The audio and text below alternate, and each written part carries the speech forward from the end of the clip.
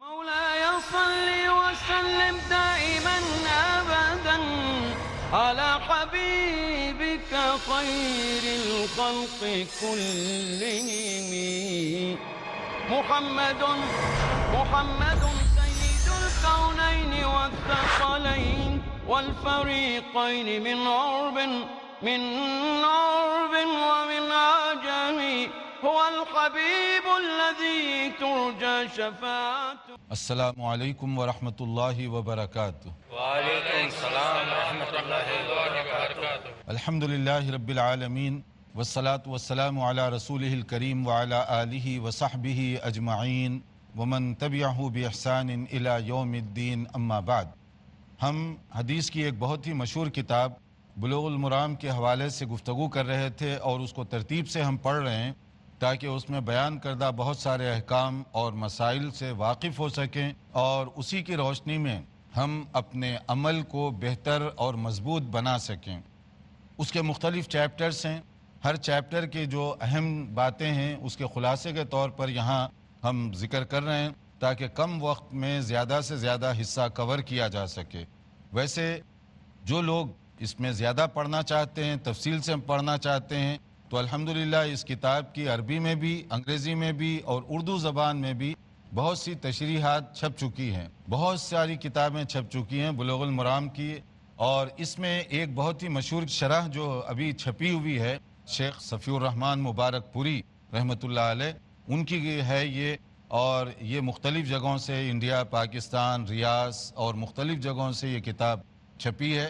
وہ بھی آپ لے سکتے ہیں، یا عربی میں اور بھی اس کی تشریحات ہیں، تفسیری کتابیں ہیں وضاحت کے سلسلے میں لکھی گئی، وہ بھی آپ پڑھ سکتے ہیں تاکہ مزید ڈیٹیل کے ساتھ آپ اس کو سمجھیں. عربی زبان میں اس کی جو شرح ہے اس میں ایک بہت مشہور شرح ہے سبل السلام. سبل السلام امام صنعانی رحمۃ اللہ علیہ کی بہت مشہور شرح ہے، شرح بلوغ المرام. اس کو بھی آپ پڑھ سکتے ہیں اگر عربی میں آپ پڑھنا چاہیں تو. تھوڑی مقدار میں ہے، کوئی نجس چیز گر جائے تو وہ پانی کو بہا دو، اس کو استعمال مت کرو. اور اس میں آپ کے لیے صحت کے اصول کے حساب سے بھی بہت اچھی بات ہے. اور اگر پانی تھوڑا سا زیادہ ہو جائے، یعنی 2 چھوٹے ٹب جو ہے، کوئی بڑی بات نہیں ہے. آج کل کے حساب سے تو ہو سکتا ہم لوگ جو پانی نہاتے ہیں اس میں 4 قلوں سے زیادہ استعمال کرتے ہوں گے، ورنہ سنت تو ہے آگے آئے گی کہ کتنا پانی یوز نبی صلی اللہ علیہ وسلم فرمایا کرتے تھے. آپ کچھ پوچھنا چاہیں؟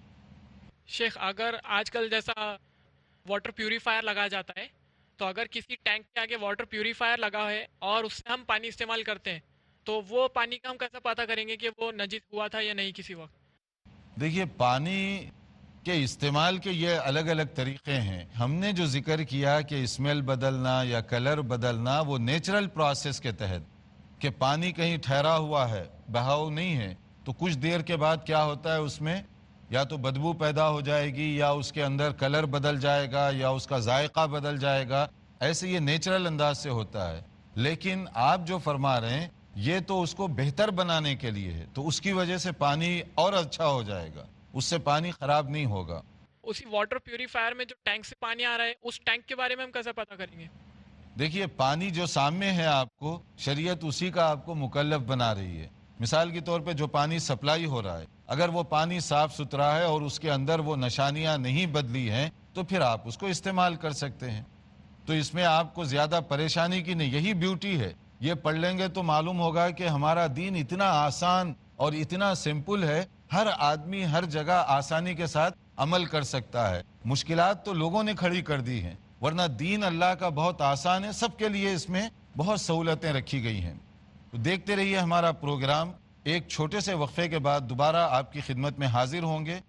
محمد سید الکونین ناظرین، وقفے کے بعد دوبارہ آپ کی خدمت میں حاضر ہیں.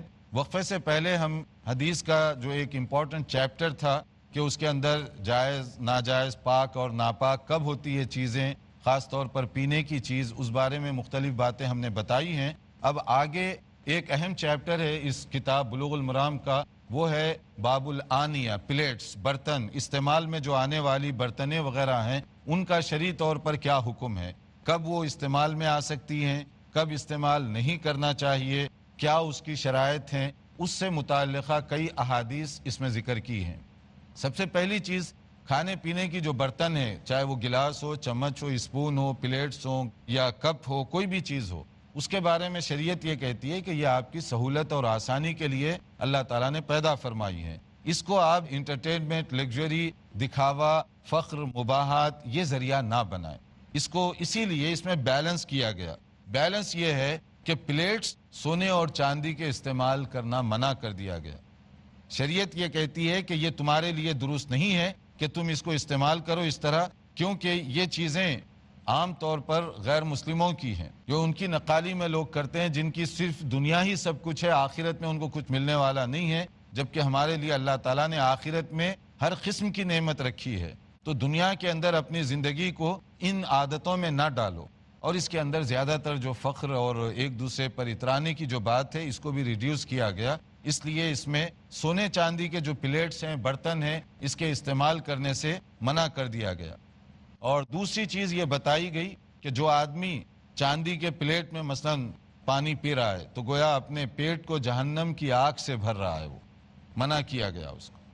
اس میں ایک اور بات بھی بتائی گئی کہ پوری پلیٹ چاندی کی نہیں ہے، مگر اس میں اگر ٹانکی لگائی جائے. ٹانکی کا مطلب پہلے یہ ہوتا تھا کہ قیمتی کوئی پلیٹ ہے وہ ٹوٹ جاتی تو اس کو جوڑتے تھے، اور جوڑنے کے لیے کوئی ٹانکا کہیں لگانا پڑتا تھا. تو اس کو لگانے کے لیے کبھی کبھی جو ہے سلور کا یعنی چاندی کا استعمال کیا جاتا. تو کیا وہ استعمال کر سکتے ہیں ایک ٹانکی کے لیے، یا 2-4 ٹانکے لگانے پڑ جائیں؟ تو شریعت اس حد تک اس کی اجازت دے رہی ہے. بالکل ایسے ہی جیسے کسی کا دانت خراب ہو گیا اور وہ دانت جو ہے اس کا جو خراب دانت ہے، اس کی جگہ وہ سلور کا، چاندی کا استعمال کرنا چاہے کر سکتا ہے. شریعت اس کی اجازت دے رہی ہے اگر ضرورت پر. لیکن آج کل فیشن بن گیا، وہ نہیں ہے. بعض نوجوان جو ہے وہ اپنے دانتوں کے اوپر مختلف قسم کے کور چڑھانے لگ گئے ہیں، اور وہ ایک غرور کا، ایک تکبر کا انداز بن گیا، جس کو بعض لوگ کہتے ہیں، اب پتہ نہیں، آپ لوگ تو ماشاءاللہ بڑے مہذب سوسائٹی کے ہیں، ورنہ لوگ کہتے ہیں گینگسٹر کی علامت ہے یہ. تو وہ گینگسٹر کی علامت کے طور پر یہ کام کرتے ہیں. شریعت اس کی اجازت نہیں دیتی. ضرورتاً اگر آپ کا دانت خراب ہو گیا اور دوسرا میٹیریل اس کے لیے مفید نہیں ہے تو ایسی صورت میں آپ اس کو استعمال کر سکتے ہیں. تو سلور کا استعمال لیمیٹڈ اس کے لیے کرنے کی اجازت دی گئی. اس سے زیادہ آپ کریں گے تو وہ چیز جو ہے درست نہیں ہوگی. اس میں مسئلہ واضح ہو گیا. چاندی اور سونے کے بارے میں جیسے فرمایا گیا، لا تشربوا فی آنیۃ الذھب والفضہ ولا تأکلوا فی صحافها وإنها لهم فی الدنیا ولکم فی الآخرہ. صحیح بخاری اور مسلم کی حدیث ہے کہ سونے اور چاندی کے پلیٹ میں نہ کھاؤ، کیونکہ یہ غیر مسلموں کے لیے سب کچھ یہی دنیا میں ہے، اور تمہارے لیے اللہ تعالیٰ نے آخرت میں رکھا ہوا ہے، تو تم آخرت کا انتظار کرو، اور یہ جو قیمتی چیزیں ہیں ان کو مفید مقصد کے لیے استعمال میں لاؤ. اب اسی چیپٹر میں ایک اور چیز ہے چمڑا، لیدر.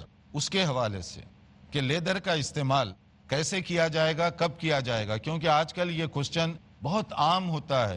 مثلا لیدر جیکٹ، کہ لیدر کے بہت سارے جو ہے، کوئی لوگ کوٹ پہنتے ہیں، کوئی اس کی ٹراؤزر پہنتے ہیں، کوئی اس کے مختلف دستانے وغیرہ پہنتے ہیں. تو ایسی صورت میں اس کا پہننا جائز ہے یا ناجائز؟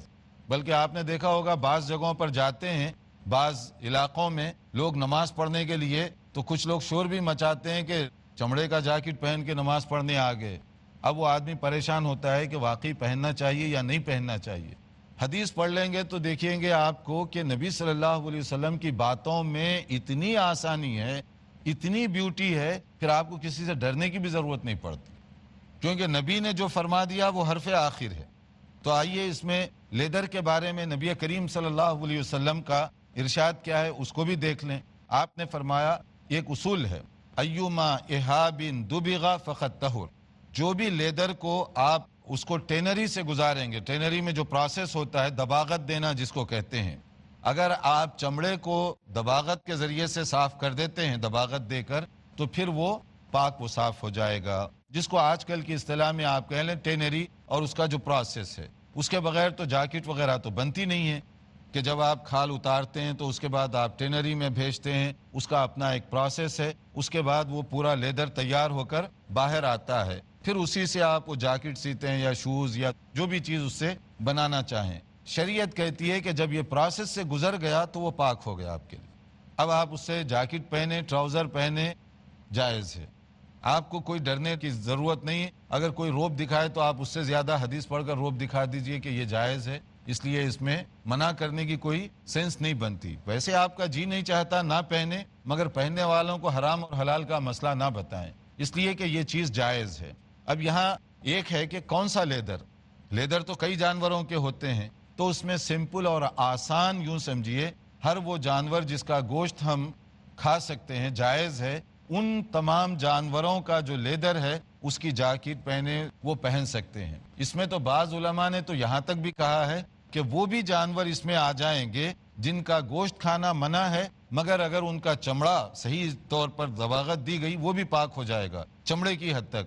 لیکن میجارٹی اور اکثریت علماء کی رائے یہ ہے کہ جو جانوروں کا گوشت کھانا جائز ہے وہ چمڑا ٹھیک ہے, قطع نظر اس بات سے کہ وہ جانور اسلامی طریقے سے ذبح کیا گیا یا نہیں کیا گیا. بکری کا چمڑا ہے تو اس کی جاکٹ بن رہی ہے, مگر وہ بکری ذبح ہوئی یا نہیں ہوئی ہمیں اس کو معلوم کرنے کی ضرورت نہیں ہے. گائے وہ کیسے ذبح کی گئی تھی, کس نے ذبح کیا ہے, اس کی ریسرچ کی ہمیں ضرورت نہیں ہے, وہ جائز ہے, شریعت اس کی اجازت دے رہی ہے. اس میں ایک اور بات یہ بھی ہے کہ اگر وہ جانور مر گیا, مثلا بکری مر گئی ذبح کیے بغیر, تو اس بات کی اجازت ہے اگر آپ چاہیں تو اس کی کھال اتار کر اس کو جو ہے ٹینری بھیج سکتے ہیں اور اس سے کوئی بھی چیز استعمال میں لا سکتے ہیں, حالانکہ وہ مر چکی ہے. ایک مرتبہ ایسے ہوا کہ نبی کریم صلی اللہ علیہ وسلم گزر رہے تھے, وہاں آپ نے دیکھا کچھ لوگ بکری کو کھینچ کر لے جا رہے ہیں مردار, تو آپ نے فرمایا کہ اس کا اگر تم چمڑا اتار لیتے تو فائدہ ہوتا. تو انہوں نے کہا یہ تو مر چکی ہے, تو آپ نے فرمایا لیکن اس کے چمڑے کو اگر دباغت دے دو تو وہ پاک ہو جائے گی. تو اس سے مسئلہ یہ بھی معلوم ہوا کہ آپ کو مینوفیکچرر کے بارے میں معلوم کرنے کی ضرورت نہیں ہے کہ وہ انڈسٹری کس کی ہے, مسلمان کی ہے, غیر مسلم کی ہے, سینے والے کون ہیں, ان چیزوں کی بھی ضرورت نہیں ہے. شریعت نے اس سلسلے میں بہت گنجائش رکھی ہے. یہ چیز واضح ہو گئی. اگر آپ کو کوئی بات کرنی ہو تو آپ پوچھ سکتے ہیں, کوئی سوال اگر اس سلسلے میں ہے. شیخ میرا آپ سے یہ سوال ہے کہ جس طرح آپ نے بتایا کہ بہت سے نوجوان جو چاندی کے دانت استعمال کرتے ہیں صرف دکھلاوے کے لیے, تو اگر چاندی کے دانت انہوں نے استعمال کیے ہیں اور اسی حالت میں اگر ان کا انتقال ہو جاتا ہے, اور اسی طرح سے بہت سے لڑکے اور لڑکیاں آنکھوں میں لینس استعمال کرتے ہیں, تو اگر ان کا انتقال ہو جاتا ہے تو اس کے بعد اگر نکالنا بھول گئے تو اس کی کیا ہوگی شکل؟ ماشاءاللہ, اگر کوئی اس طرح کی چیزیں استعمال کرے اور اس کا انتقال ہو جائے تو مرنے کے بعد کیا کریں گے ان چیزوں کا؟ تو دیکھیے پہلے زندگی کے مسائل حل کر لیں گے تو پھر اس کے بعد مرنے کے بعد تک ہم جائیں گے انشاءاللہ. مرنے کے بعد کے جو حالات ہیں وہ آنے والے ہیں, تو زندگی کے اندر آپ اس کو پہلے سمجھائیے کہ بھائی اللہ تعالیٰ نے یہ فیشن کے لیے جائز نہیں رکھا ہے, ضرورت کے لیے. کبھی ہوتا ہے کہ بعض لوگوں کے دانت اور مسوڑے ایسے ہیں کہ اگر ان کو کوئی دوسرے میٹیریل کا آرٹیفیشل دانت لگائیں تو وہ خراب ہو جاتا ہے. ایسی صورت میں وہ سونا یا چاندی جو ہے بطور علاج کے استعمال کر سکتے ہیں. میں نے اسی لیے کہا بطور فیشن کے منع ہے. تو جو لوگ زندگی بھر غلط کرتے رہے, مرنے کے بعد آپ نکال دیں گے تو نکل تو جائے گا وہ, لیکن گناہ کا جو حصہ ہے وہ تو نہیں نکال سکتے آپ. گناہ ان کے ساتھ قبر کے اندر چلا جائے گا کیونکہ انہوں نے ایک نافرمانی کی تھی. تو اس لیے جو خواتین ہیں, مرد ہیں, جو بھی اس طرح کریں ان کو زندگی میں ہی اپنے آپ کو ٹھیک کرنا چاہیے. جی اور کوئی بات آپ کچھ پوچھنا چاہیے؟ کیکڑے ہوتے ہیں کریبس, کیا وہ اسلامک شریعت اسے اپنا کھانے کی اجازت دیتی ہے کیا نہیں؟ ماشاءاللہ, دیکھیے ابھی تو ہم ریڈی ہو رہے ہیں ہاتھ دھو کر, کھانے کا مسئلہ تو بعد میں آئے گا. تو آپ نے بڑا اچھا ذکر کیا کہ اس میں ابھی آپ نے جو حدیث سنی ہے کہ نبی کریم صلی اللہ علیہ وسلم نے سمندر کے سلسلے میں جو یہ فرمایا ہے تو وہ جائز اور حلال ہے. اگر طبیعت چاہے تو آپ کھا سکتے ہیں اس کو, یہ اپنی طبیعت اور چوائس کی بات ہوگی انشاءاللہ تعالی. یہاں پر چونکہ ہمارا وقت ہو رہا ہے تو یہ سوالات کا سلسلہ یہاں پر روکنا ہوگا. ہم کوشش کریں گے کہ آئندہ لیکچر میں زیادہ سوالات لیے جائیں, اور اسی طرح ہماری دوسری بھی کوشش ہے چونکہ حدیث کی یہ بڑی اہم کتاب ہے, اس کا زیادہ سے زیادہ حصہ ہم کور کریں. والسلام علیکم ورحمۃ اللہ وبرکاتہ. مولاي صل وسلم دائما أبدا على حبيبك خير الخلق كلهم محمد سيد الكونين والثقلين والفريقين من عرب ومن عجم هو الحبيب الذي ترجى شفاعته هو الحبيب هو الحبيب هو الحبيب الذي ترجى شفاعته بكل هول من الأهوال مقتحم. مولاي صل وسلم دائما